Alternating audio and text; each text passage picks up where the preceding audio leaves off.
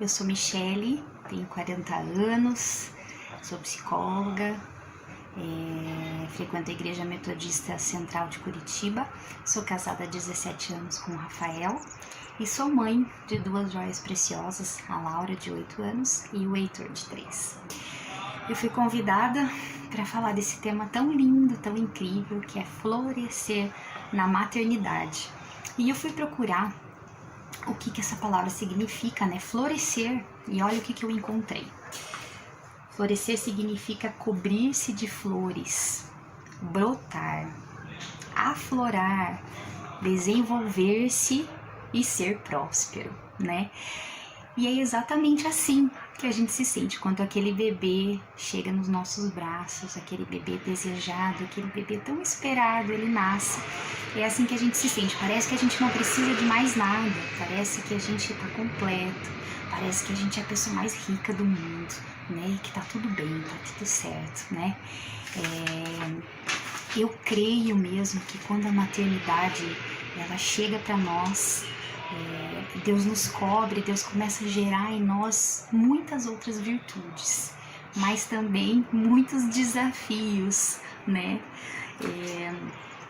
Eu queria ler uma frase para vocês que eu fiz uma reflexão essa semana e eu queria compartilhar aqui.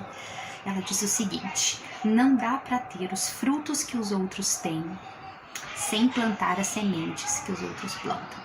Eu vou repetir. Não dá para ter os frutos que os outros têm sem plantar as sementes que os outros plantam. Então, vou dar alguns exemplos. Eu às vezes escuto assim: puxa, Michele, os meus filhos são tão desorganizados, os meus filhos não cooperam, eu peço, eles não guardam os brinquedos, eles não arrumam os quartos, eles não me ajudam. E eu frequento casas de amigos, eu vejo crianças tão organizadas, tão cooperadoras, tão ajudadoras, arrumam seus brinquedos, os pais pedem uma vez, eles já fazem. Eu não consigo entender. Então, uma reflexão que eu queria deixar aqui para você e para mim é: eu tenho plantado isso nos meus filhos com prioridade? Isso que eu tanto quero nos meus filhos, eu tenho plantado esse espírito de cooperação, eu tenho plantado esse espírito de equipe, eu tenho plantado neles esse senso de organização. Eu sou organizada, eu tenho sido padrão para os meus filhos, para que eles possam também crescerem, né, com esse senso de organização. Uma outra queixa que eu escuto bastante em relação à alimentação. Então, Michele, meus filhos comem muito mal, os meus filhos não comem verdura, eles não gostam de fruta, eles só querem comer porcaria, eu não sei mais o que eu faço, tudo que eu cozinho não tá bom. E é uma outra reflexão para nós também, né? Que tem a ver com a frase que eu li. Será que eu tenho plantado isso nos meus filhos? Né? Será que eu tenho plantado a prática da boa alimentação, de uma alimentação equilibrada? O que os outros pais têm feito que eu não tenho feito na minha casa para que os meus filhos comam bem? Eu tenho sido um padrão, uma referência para os meus filhos nessa área, em tantas outras que eu quero que os meus filhos pratiquem em casa. Então é algo para a gente pensar, né?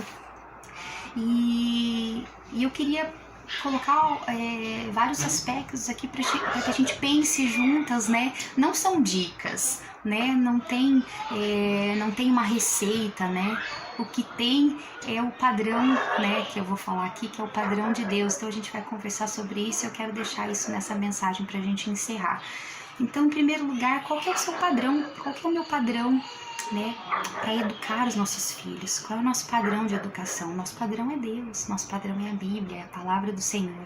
E a palavra do Senhor lá em Colossenses 3:23, ela diz o seguinte: tudo que eu fizer, né, que seja feito como se fosse para o Senhor, com amor e como se fosse para o Senhor e não para os homens, né? E ali no com amor a gente pode acrescentar também com excelência, né? Porque se eu estou fazendo para Deus em primeiro lugar, eu tenho que fazer com excelência, eu tenho que fazer com amor e excelência, eu tenho que fazer o melhor que eu possa fazer.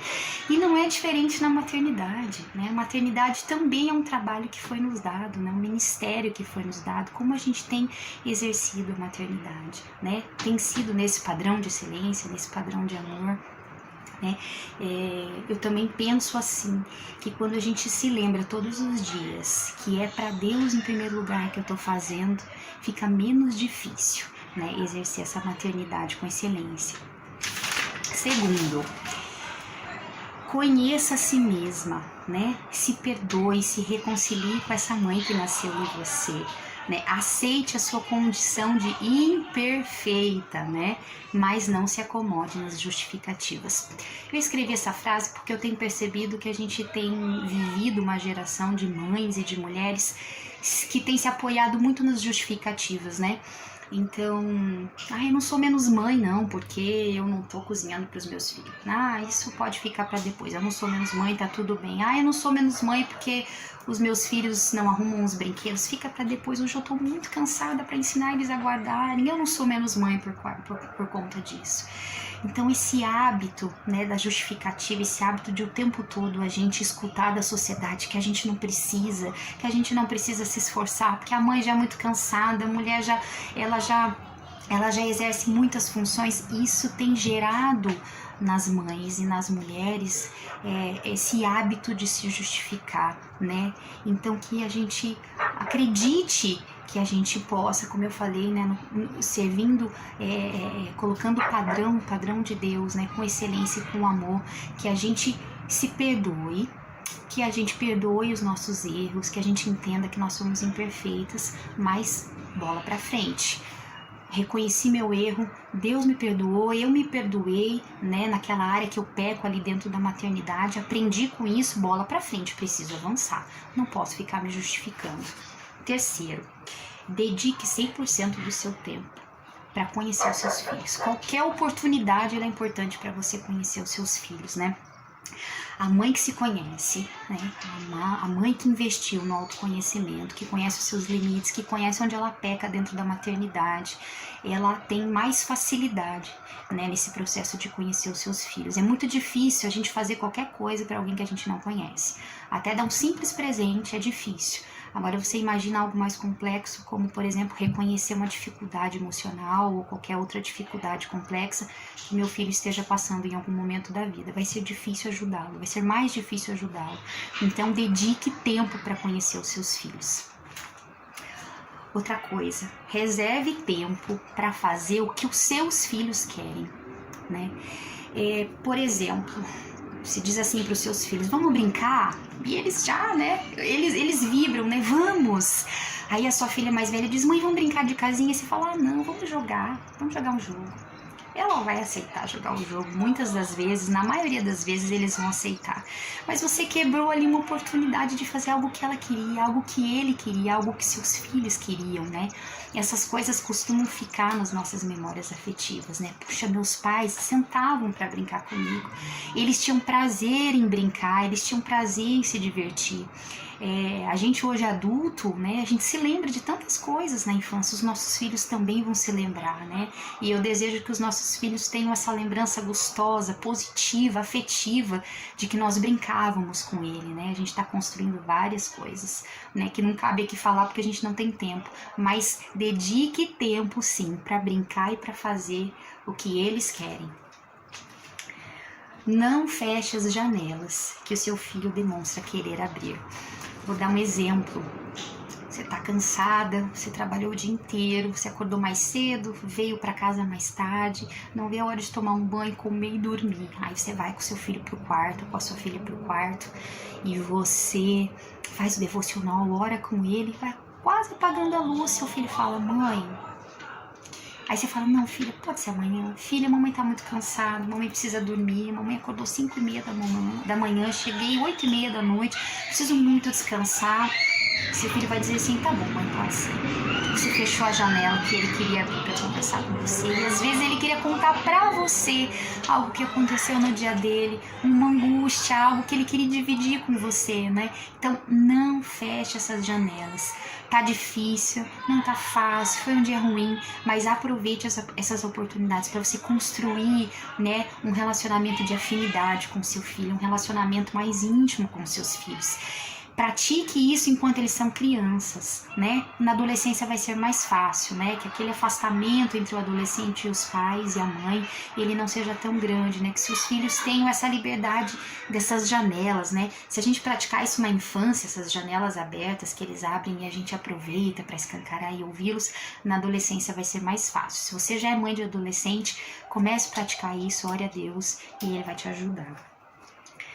Outro aspecto, pratique misericórdia com seus filhos, né? A gente pratica misericórdia com tanta gente, a gente pratica misericórdia com o vizinho que reclama e que faz barulho o dia todo, a gente pratica misericórdia com aquele colega do trabalho que te incomoda, e parece que com os nossos filhos é tão difícil às vezes praticar misericórdia. Se tem alguém que merece, precisa da nossa misericórdia, assim como Deus olha para nós e vê que nós precisamos, também são os nossos filhos.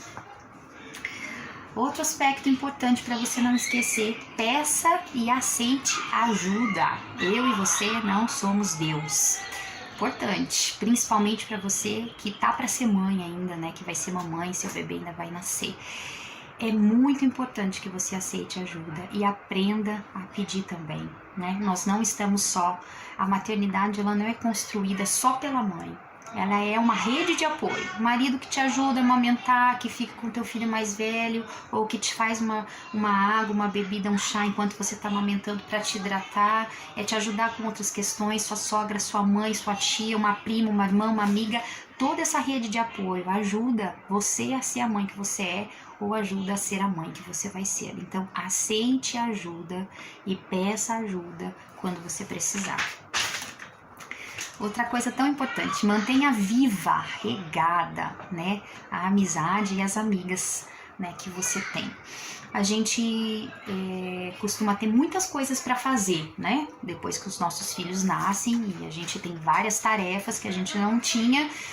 E uma das coisas que parece que a gente vai deixando de lado são as amizades, são as amigas, porque a gente tá num outro mundo, né?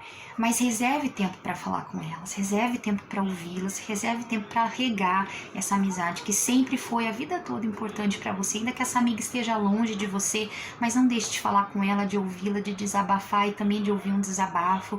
Isso é importante também na maternidade.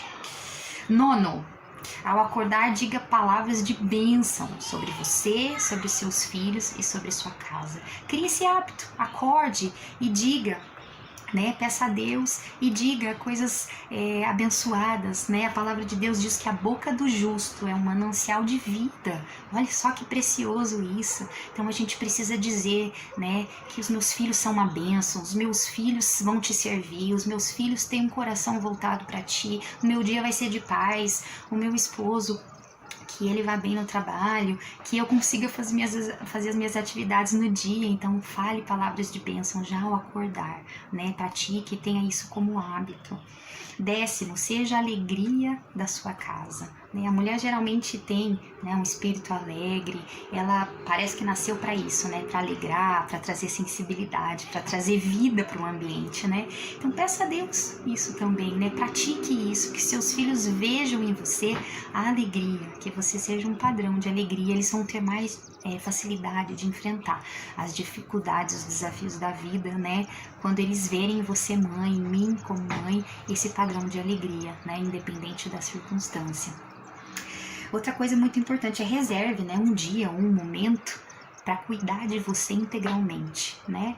Não sei, uma coisa que você tá com muita vontade de comer há muito tempo e você saiu para fazer alguma coisa, passa lá para comprar, senta num lugar, tem aqueles minutos ou aquele tempo para você, é um cabelo que você precisa cuidar, uma sessão de uma massagem, qualquer outra coisa, por mais simples que pareça, não precisa ser algo muito grande. Você vai na terapia, reserva, estica lá o teu dia, faça mais alguma coisa, mas você precisa estar, né, sentindo que todas as áreas da sua vida estão equilibradas, emocional, espiritual, sua vida, sua saúde física, né, sua integridade física, seu coração e sua mente, né? Assim fica menos difícil a gente exercer a maternidade com excelência para Deus, né?